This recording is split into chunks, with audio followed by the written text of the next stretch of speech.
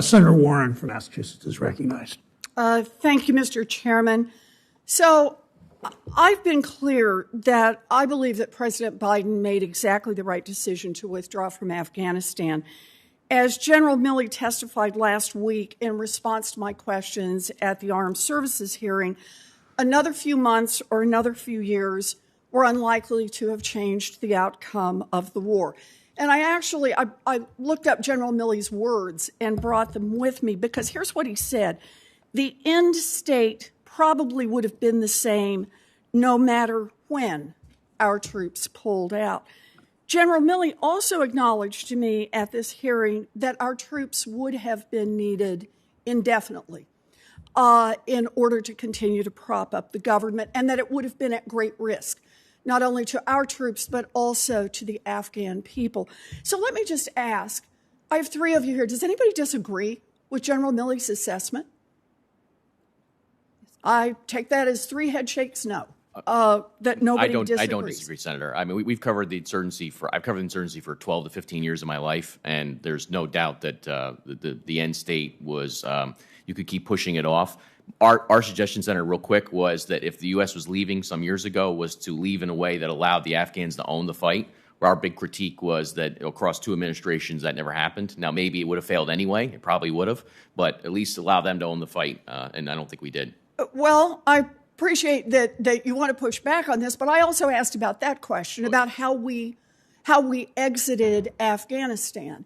And the point that the generals made, although there's been criticism from the Republican side of the House, is the military designed the withdrawal and executed the withdrawal. They were given every resource and every bit of support that they asked for. And we faced what we faced when the government fled and when the military, the Afghan military, laid down their arms and melted back into the countryside. So they had everything they asked for in this withdrawal. You know, for years, the DOD leaders told the Armed Services Committee and the American people about the great progress that we were making. But as we know from the Afghanistan papers published by the Washington Post, that simply was not true. So some of our military leaders, the same military leaders who have basically been wrong about Afghanistan for nearly 20 years now, wanted to leave troops in Afghanistan, but leave them there forever, because if we brought them home, the Afghan government would collapse. Now the Republicans are trying to make this an issue, not because of oversight, but because they think it helps them politically. During the Trump years, the Armed Services Committee only held 4 public hearings on Afghanistan. Over those 4 years, the Taliban was making steady gains year by year.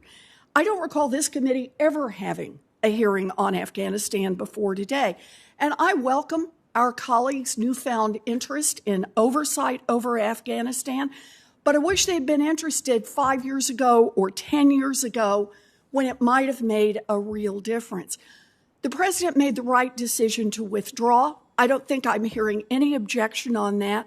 Once he made that decision, he followed the advice and recommendations of the military in executing the withdrawal.